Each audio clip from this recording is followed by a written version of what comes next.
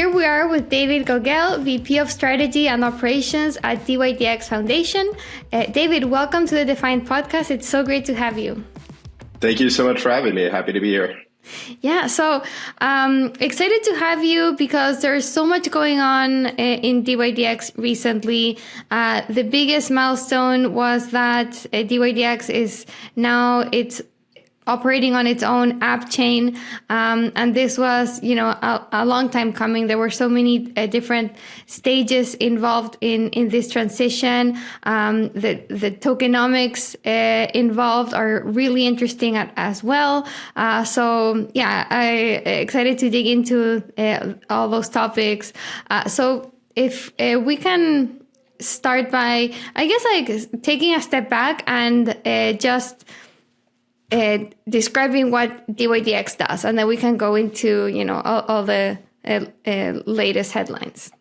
Of course. So dYdX protocol is one of the leading decentralized exchanges. In the past, for the last 2.5 years, the main protocol has been focused on perpetuals trading and was based on Ethereum using StarkWare as a layer 2.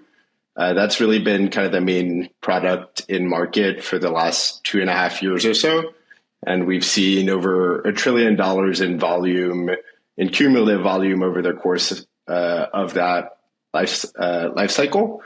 In the meantime, over the last 18 months, dYdX Trading, which is the development company behind the open source smart contracts, has been developing the next version of the protocol, which is a fully open sourced proof of stake blockchain using the Cosmos SDK and Comet BFT consensus mechanism to really provide a fully decentralized and open source protocol for perpetuals trading. So the dYdX chain is really kind of the new product that has been launched in the recent few weeks. And really, this is a major milestone for decentralized finance, really where the whole technical stack from the front end to the back end to the order book and matching engine is now fully open sourced and run by a community of ecosystem partners that are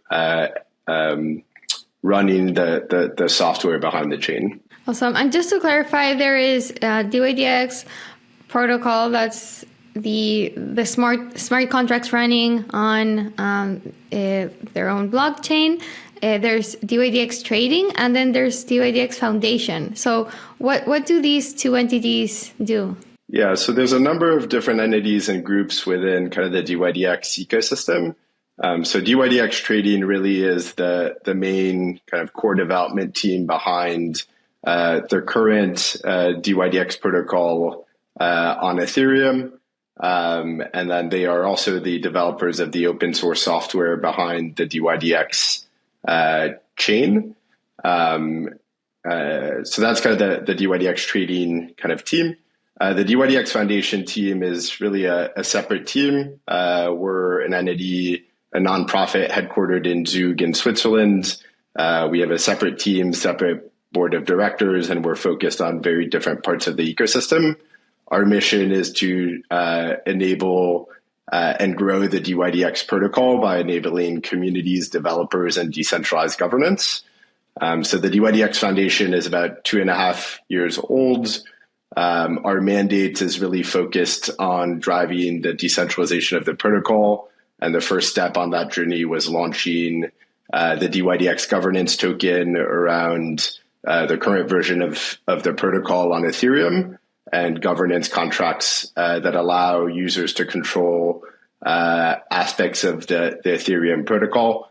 In the last 2.5 years, there's been over 70,000 unique wallet addresses that have earned dYdX tokens, which has given them utility for the current product and then allowed them to make governance decisions around the Ethereum smart contracts and control the community treasury. And so through that, we've seen the community then make decisions to fund kind of two different sub-DAOs within our ecosystem. the dYdX grant sub-DAO and the dYdX operations sub-DAO, both of which are run completely independently from either dYdX Foundation or dYdX Trading, and are really driven by community members who receive funding from the community treasury to drive various efforts within the ecosystem. So, in the last year and a half, I think the dYdX grants program has raised or distributed, 3 million or so USDC to over 100 projects and teams and builders within our ecosystem, and continues to fund, strategic initiatives and community-based programs. And then the dYdX operations sub-DAO is a little newer. I think it's about a year old, and they receive funding from the community treasury to help accelerate the development of, the dYdX DAO and provide community-based infrastructure for the dYdX chain. So, the dYdX sub-DAO really is kind of the group behind helping to provide a deployment of the indexer and front end for access to the dYdX chain, and really helping to coordinate the deployment of the dYdX chain, or dYdX v4 as it's also referred to. So those are just some of the at least like groups or more formal groups, but that's, I think the dYdX community is obviously much larger than that. I mentioned, the 50 or the 70,000 unique wallet addresses that have participated in governance today. There's community members, there's endorsed delegates, and then more recently with the dYdX chain, there's really, the validators that run the proof of stake blockchain as contributors that also represent, key parts of our ecosystem. Got it. So many different players involved in the entire dYdX ecosystem. I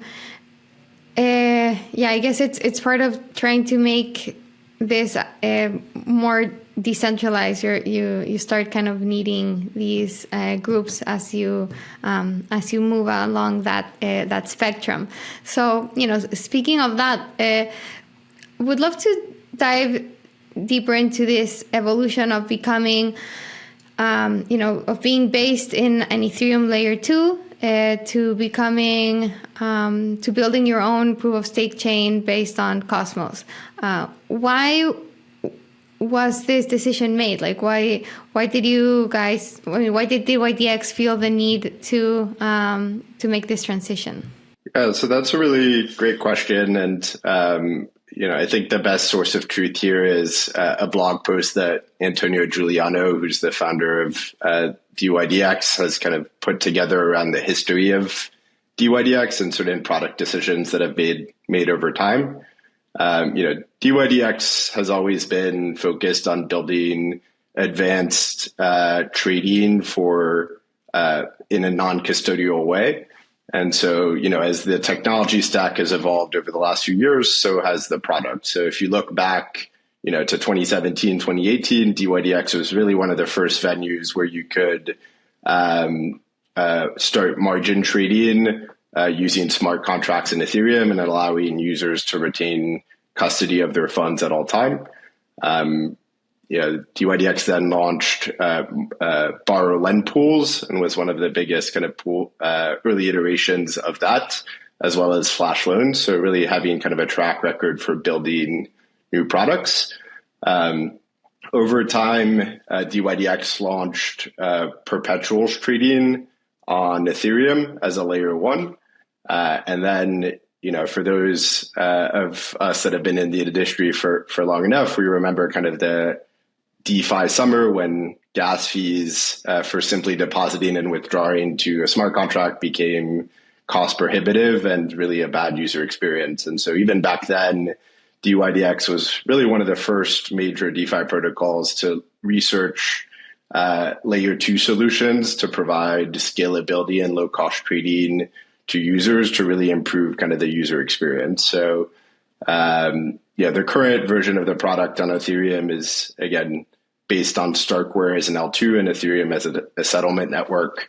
I think dYdX was, again, one of the first major protocols to make the leap to L2 and have a working product in production. And I think that proved, really the power of L2s to be able to provide low cost, high throughput, non-custodial trading. And that's really been, by all measures, an extremely successful product. Again, recently surpassing $1 trillion in cumulative volume over 2.5 years. But like any decentralized system,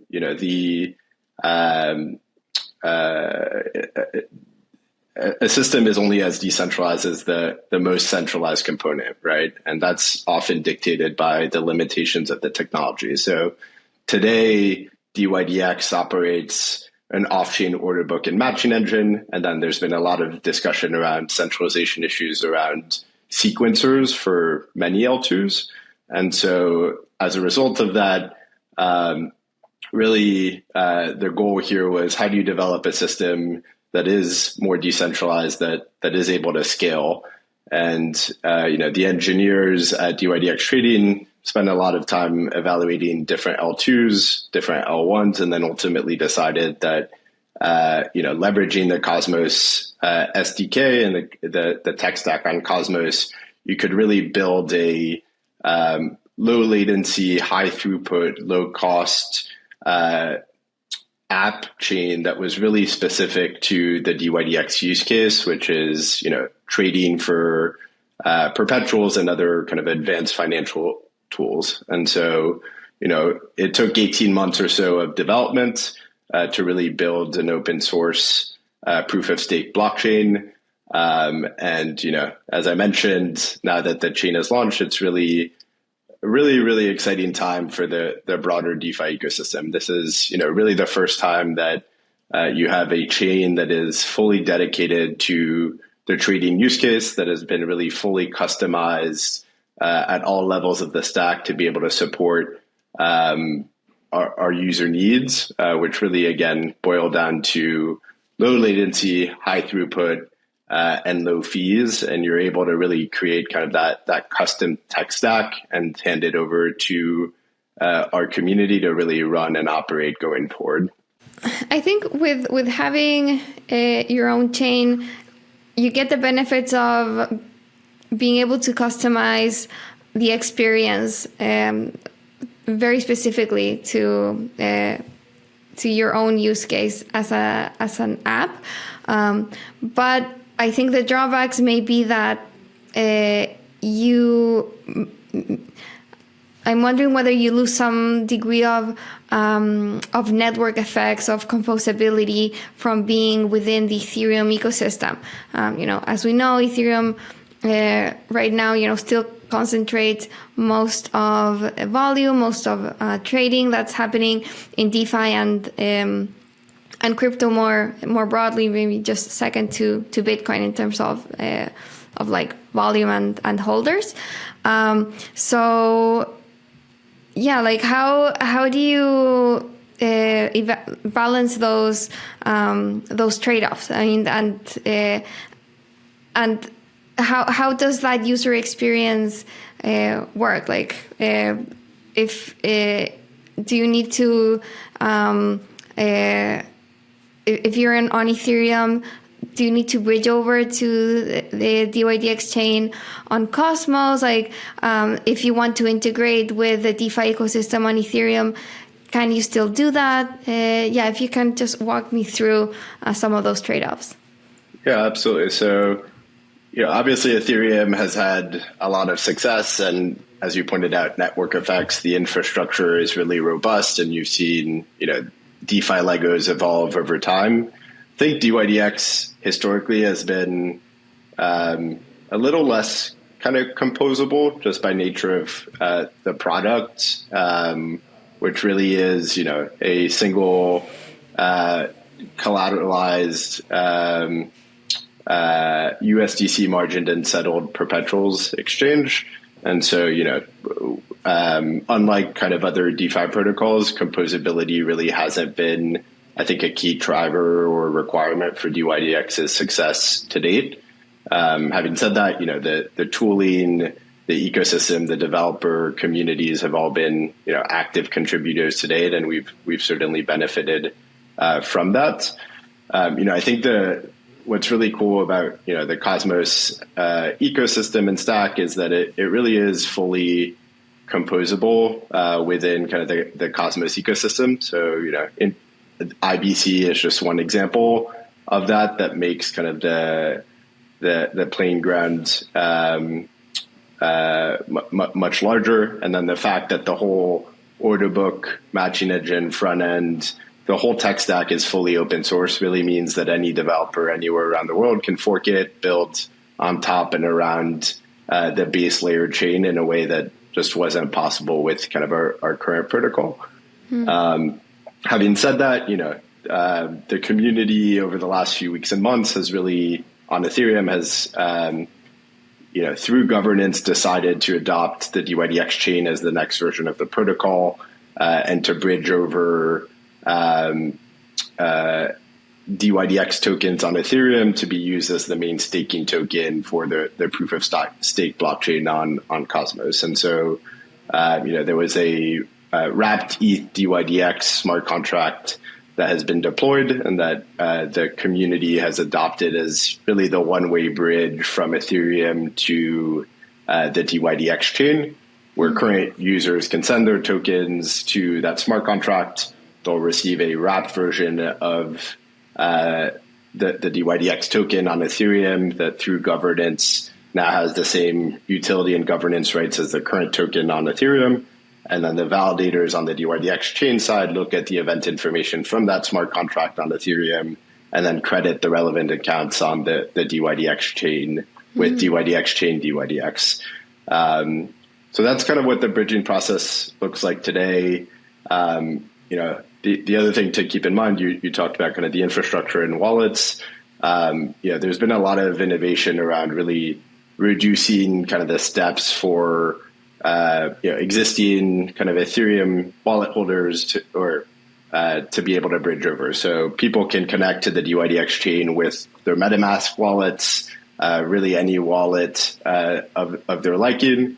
And then through other types of integrations, people are able to deposit and withdraw USDC to the dYdX chain, from really any L2 or ecosystem through some integrations with Axelar. So, the goal here is really to improve on the user experience and make sure that we continue to work with various partners to build better tooling to really abstract a lot of that complexity away and really make the dYdX chain experience, best in class from a user experience standpoint. Great. Okay, so if I understood correctly, right now the dYdX token is a wrapped version that is used on the Ethereum blockchain. Yeah, so let me walk you through this. A little complicated, but so today there's the dYdX token on Ethereum. It's been in circulation for 2.5 years. There was 1 billion tokens that were minted, and various reward programs for users of the current protocol to earn those tokens. There's also a very sizable amount of tokens in the community treasury, which is governed by current token holders on Ethereum. Over the last few weeks and months, that community has decided to adopt the dYdX chain as the next version of the protocol, and to basically allow for current dYdX token holders to use their tokens as the main staking token on that proof of stake blockchain. So they've adopted through governance a one-way bridge, which works like this. So again, there's a wrapped Ethereum dYdX smart contract that's been deployed on Ethereum.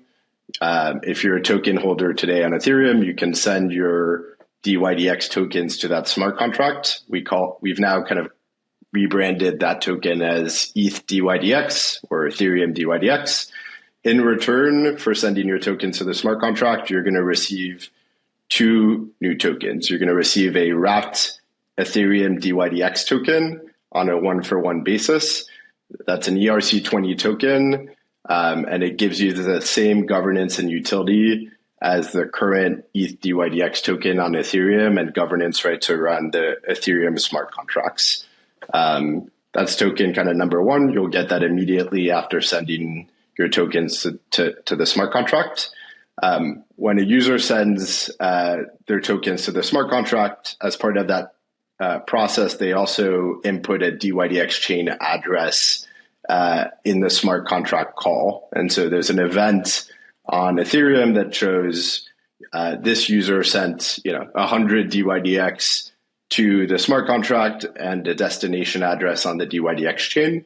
The validators on the dYdX chain look at that event information in the smart contract and the dYdX chain address that's been inputted, and then they will credit the relevant dYdX chain addresses with dYdX chain dYdX or dYdX native to those validators. So that dYdX chain dYdX is a different token.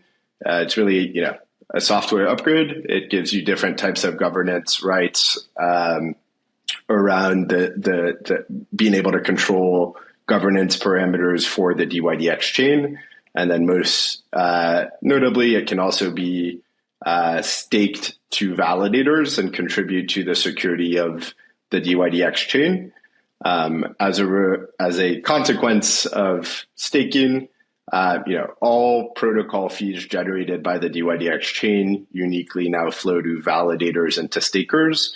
And so stakers and validators get rewarded for effectively securing the network. So fundamentally, there's two. If a user decides to bridge and it's their decision whether or not to bridge, they would get one-for-one tokens on the dYdX chain and then a wrapped version of the dYdX token on Ethereum, and both of those give you different types of governance and utility. Got it. Okay, so there is ETH dYdX. That's kind of the original token. Then if you choose to bridge that token, there is wrapped ETH dYdX, which is a token that stays on Ethereum. And then there is native dYdX, which is a token that's in the Cosmos-based proof of stake chain. All three tokens have governance rights, sounds like, right? Correct. But the difference is that you can stake the native dYdX token and you cannot stake the Ethereum, obviously, based tokens. That's correct. I think the only other difference is they give you governance rights over different protocols, right? The wrapped ETH dYdX token and the current ETH dYdX token allow token holders to govern the current Ethereum smart contracts, right? And the current product. They do not allow you to participate in governance for the dYdX chain. Only dYdX native or dYdX chain dYdX allows stake token holders to participate in governance for governance parameters around the chain. Wait, so the dYdX exchange on StarkWare will keep running? So the two, my understanding is the expectation is that the two protocols will kind of live in parallel for X amount of time. I think at some point, dYdX Trading has indicated that they will probably plan to wind down the order book and matching engine, at some point in the next year. And then my expectation is that over time, you'll start to see more tokens bridged over and for activity on, the current Ethereum protocol to be wound down. And then at some point, it may make sense for, the community of Ethereum token holders to decide to formally wind down the current Ethereum protocol. But, for the short to medium term, I think we can expect kind of both to live in parallel. But you've already seen, in the last 2.5 weeks since the launch of the chain, there's already been, close to 150 million tokens or 15% of the ETH dYdX supply bridged over. And, as of a few hours ago, there's really the first governance vote on the dYdX chain to formally allow trading to start. We're still in this kind of 1 month on ramp post the launch of the chain. The last 2 weeks have really been kind of this alpha period where there hasn't been any trading. The goal has really been around bridging and staking to secure the network.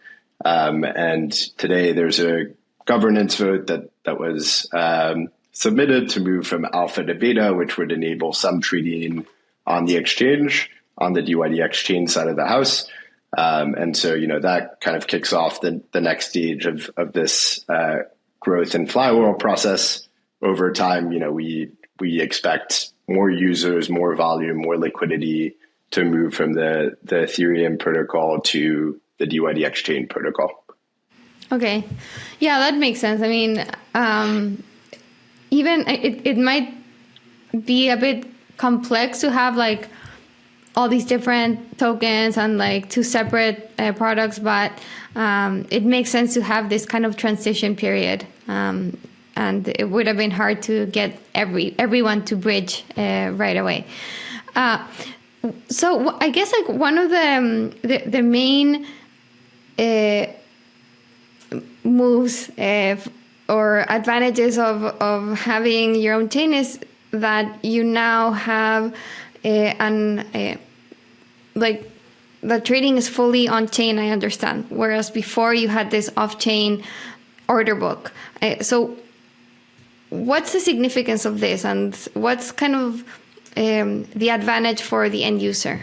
Yeah, so small clarification. So the dYdX chain order books are still off-chain, but they're decentralized. So today there's really just one off-chain order book and matching engine, and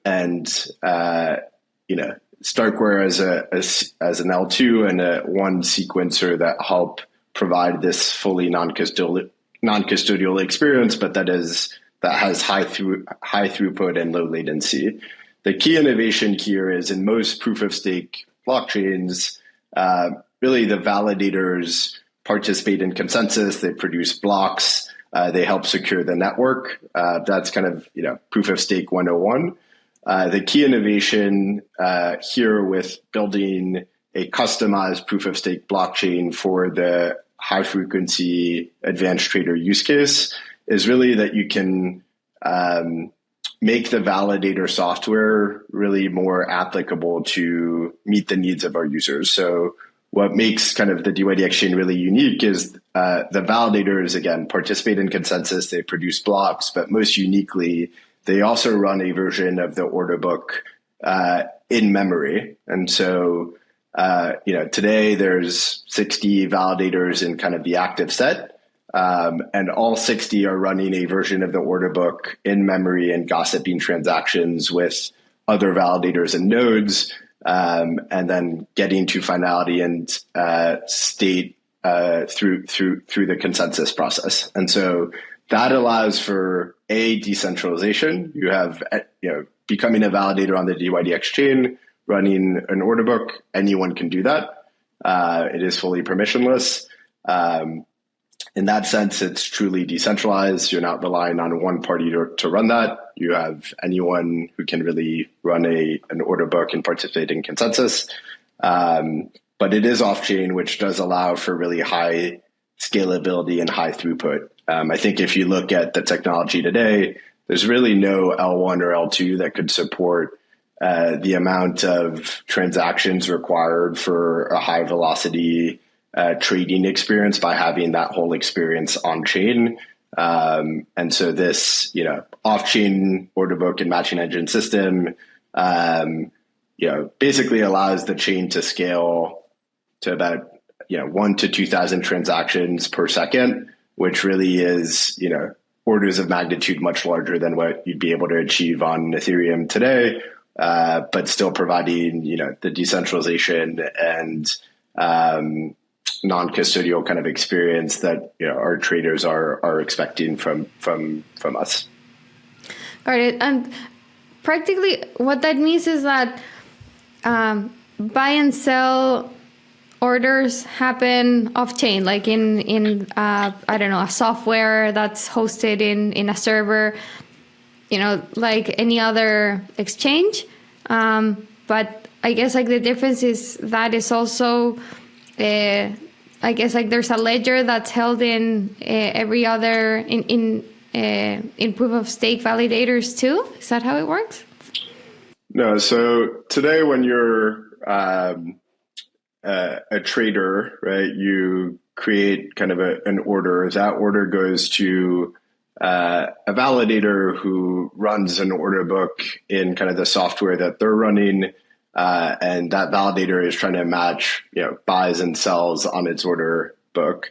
In the meantime, when a validator receives a transaction, it also gossips that transaction to other validators that are running the exact same software, and every other validator is running that order book and matching kind of buys and sells. The first kind of validator that has been selected as the block proposal, every second will basically post all the orders that have been filled on chain, and then through part of the consensus mechanism, other validators will say, the state of the order book and what has been filled is correct, and so we commit this to the chain. Effectively, if a validator is acting poorly or doing MEV, so other validators, if more than X amount of stake weight disagree with kind of the state, they can halt the chain. So there's kind of a natural incentive to not extract kind of value or MEV, and to really only record on state the true kind of state of the order book and what has been filled by each validator. So again, there's kind of this natural balance where only fills get added to consensus. There's certain types of long-term orders, things like limit orders or kind of things that aren't market orders that get added to consensus as well. But generally, that's how kind of a trade life cycle works. It really is, validators participating through consensus, gossiping transactions, gossiping fills to other validators, and through the consensus process of the software, coming to an agreement on the state of the network in kind of a sequential block manner. Okay, got it. And now, because the order book is decentralized, is dYdX, is the exchange fully permissionless and accessible to anyone, or do you still have to geo-block some users? Yeah, so the software behind the dYdX chain is fully open source. Anyone can look at it, anyone can fork it, anyone can deploy it. Ultimately, running a validator is fully permissionless. Anyone can run that software. In addition, there's a front end and an indexer that has been fully open source and can be deployed by anyone. I mentioned a little earlier the operations sub-DAO that's been funded by the community treasury and through governance to run public versions of the front end and the indexer. And they've also, through their agreements, have agreed to comply with applicable kind of regulations in the markets where they offer kind of those pieces of software. So, those versions of the front end and the indexer currently geo-block certain jurisdictions. Ultimately, it's up to the community and the operation sub-DAO on how that should evolve over time. But the goal is for this to be fully open source, fully permissionless, but also recognize that the regulatory environment is different in different places around the world, and ultimately the deployers of these software should do their own research on the risk that they're comfortable taking and make an assessment from there. Yeah, got it. Okay, let's talk about tokenomics and incentives for validators, because this is pretty unique. The way that dYdX is doing it, which is paying out fees directly to validators in USDC, I understand. Can you walk me through how that works? Yeah, so again, at launch, dYdX chain really is focused on perpetuals trading. All perpetuals markets will be settled and margined in USDC. And over the last few weeks and months, you may have seen the launch of the Noble chain, which basically allows for the native issuance of USDC in kind of the Cosmos ecosystem. And so as a result of that, there's a number of fees to consider on the dYdX chain. Again, I talked a little bit about the benefits of being able to fully customize a chain for our use case. Really, gas fees, unlike Ethereum, where you're competing with a lot of other kind of applications for block space, we've been able to really customize kind of gas fees on the chain to be really low, but still kind of prevent spam mitigation. So there's kind of two different types of gas fees on the chain. There's dYdX denominated gas fees for deposits, withdrawals of dYdX. And then there's USDC denominated gas fees for USDC type of transfers. Those really represent a small amount of the fees that are generated on chain, or that's at least what we expect. The majority of the protocol fees that will be generated will be just trading fees, right? So there's a pretty standard 30-day maker taker trading fee schedule that's based on 30-day volume, and those fees are denominated in USDC, and so every block traders will pay fees the more they trade. And then all of those protocol fees will effectively be distributed to validators who are securing the network and running core infrastructure for the ecosystem. And then validators can decide to share those fees with stakers. And so there's a minimum commission rate of 5%, where a validator can charge a minimum of 5% up to 100%, and then the balance will go to stakers who are staking their tokens and securing the network. So, this is a fundamentally very different kind of setup than what we have today. It's what kind of the community has voted on and endorsed through kind of multiple governance proposals. I think what makes it unique, there really is no kind of block inflation or kind of new tokens that are minted and distributed to new validators on kind of an ongoing basis. Really, all fees that are generated by the protocol for using the protocol are effectively generated and passed on to people contributing to the security of the network. There's really no other type of inflation or block rewards that are minted. Certainly that can change over time if the dYdX chain community decides to do that. But we think that that's a really kind of more aligned approach to drive activity on the exchange while still, aligning a lot of different stakeholders with different interests, all coming together and contributing to this ecosystem. So, so that means that there's no new dYdX tokens being minted in order to pay fees? That's correct. Okay, and so for now, unless governance votes otherwise, for now is the supply of dYdX fixed? So the max supply of dYdX on the chain is fixed at a billion, in terms of effectively matching the amount of ETH dYdX in existence today. Again, I mentioned so far there's been 150 million or so ETH dYdX that have been sent to the bridge and that are credited to different dYdX chain addresses. So, again, unless governance at some point decides to change kind of the max supply and create kind of inflation, or issue new tokens, really the max supply is going to be a billion, or at least that's what's included in the open source software.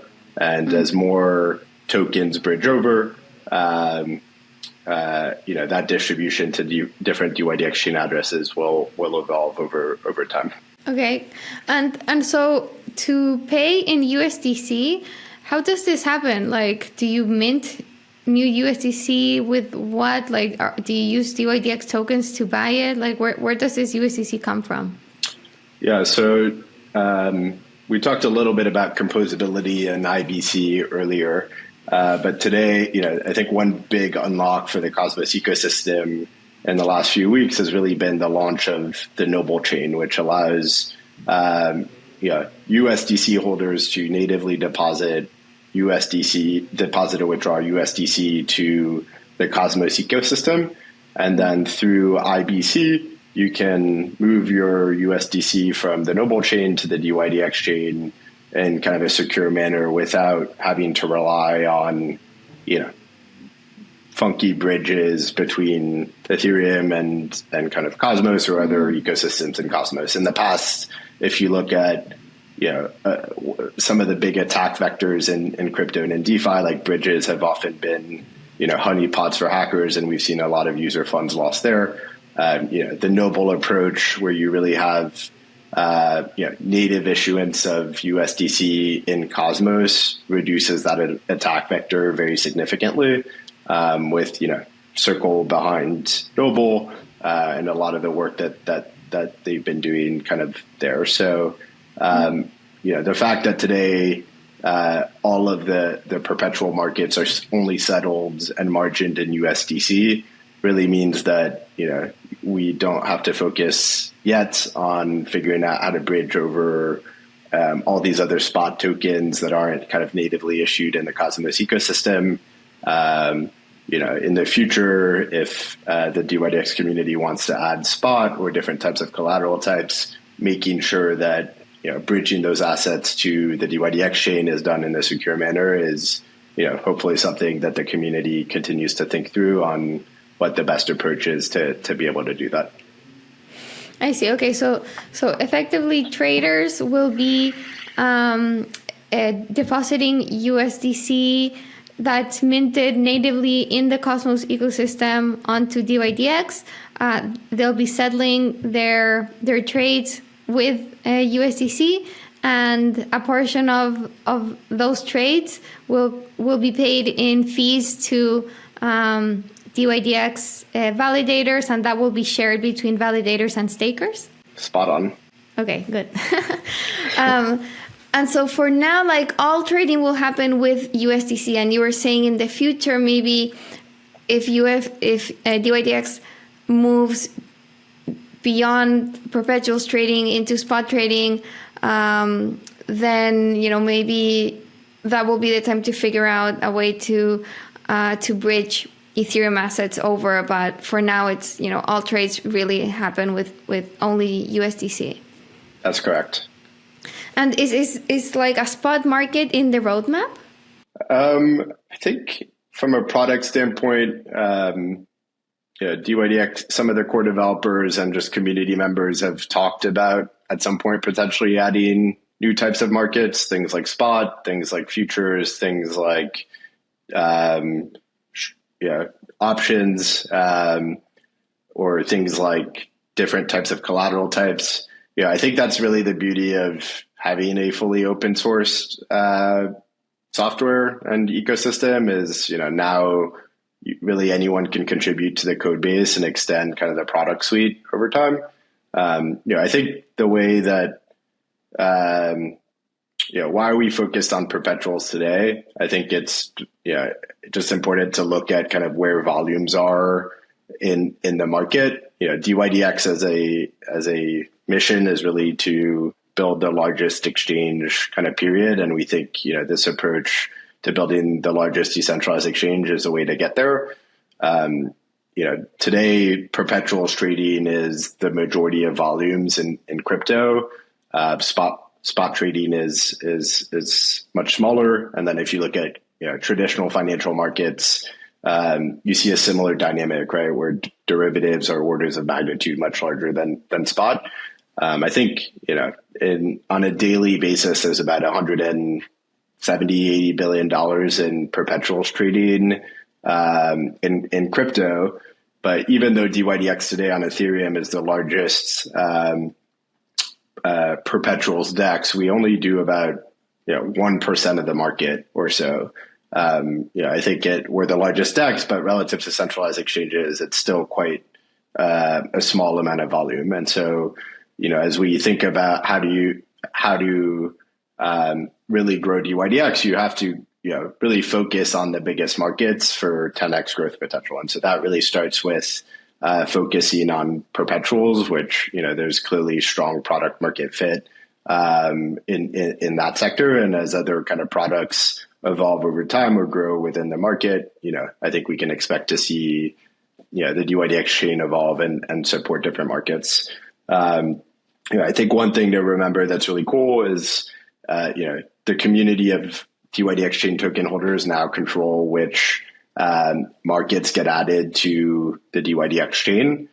So, I think at the end of this governance vote that I mentioned earlier, we expect, 33 markets to be available for trading on the chain. But in the future, we expect, governance proposals to be able to add more markets really quickly. And then the ultimate end goal is really to be able to move and launch permissionless markets, which would really allow anyone to create any market of their choosing and create a perpetuals kind of market around that. So, some version of that is available today, but I think that's really an interesting kind of research area to continue to track. And we've seen, community members, Chaos Labs in particular, publish like really extensive research on different design models for permissionless markets. And I think it's an area that a lot of people find really exciting as an unlock for the ecosystem. Super interesting. Is there a timeline for when that could happen?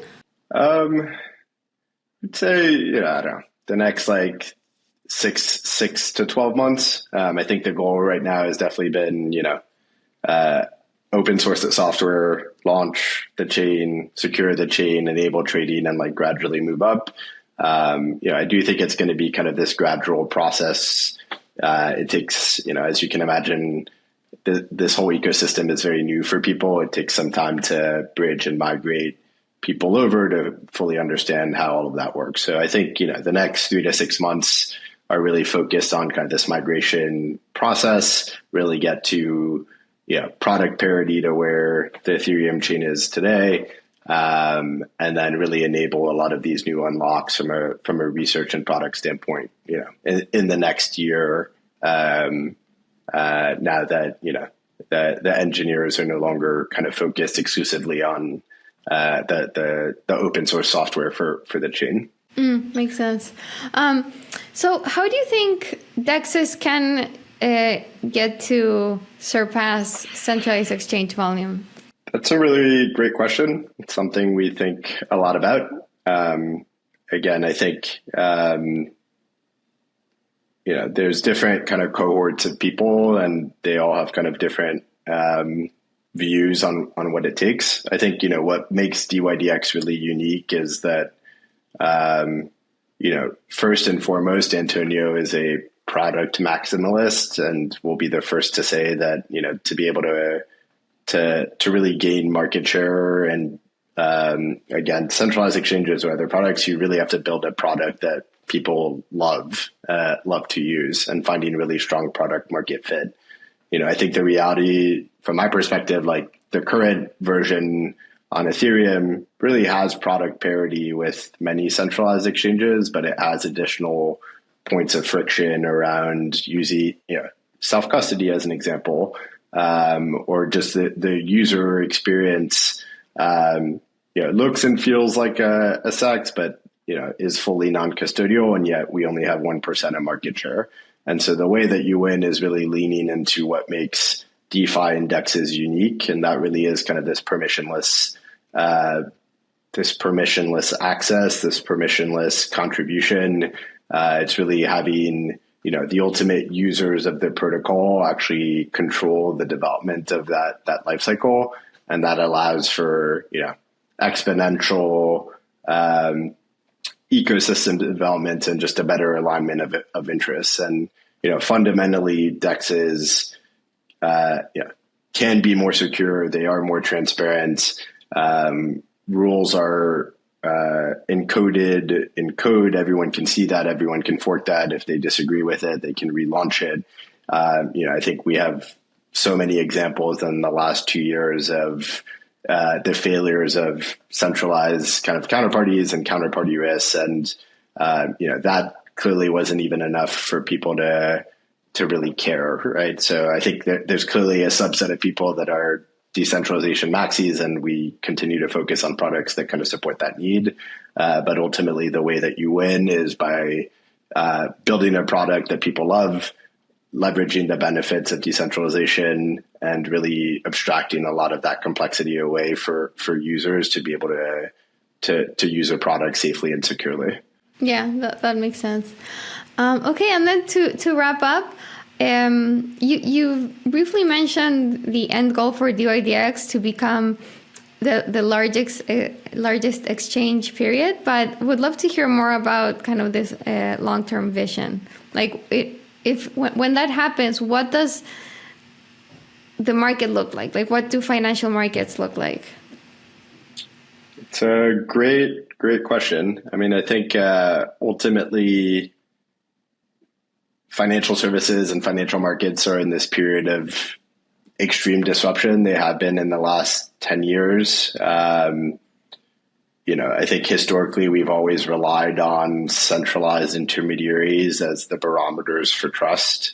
And now we finally have, technology that really allows anyone around the world to trust code and not individuals, and to really build the pipes that allow for global commerce and global exchange. I think over time, we'll continue to see more flows move from traditional financial assets into crypto, into centralized intermediaries. And then over time, you'll continue to see more flows move from centralized exchanges to DEXs as people realize the benefits of self-custody. I think it's going to be a while before we get there. There's still a lot of pain points and friction to get there.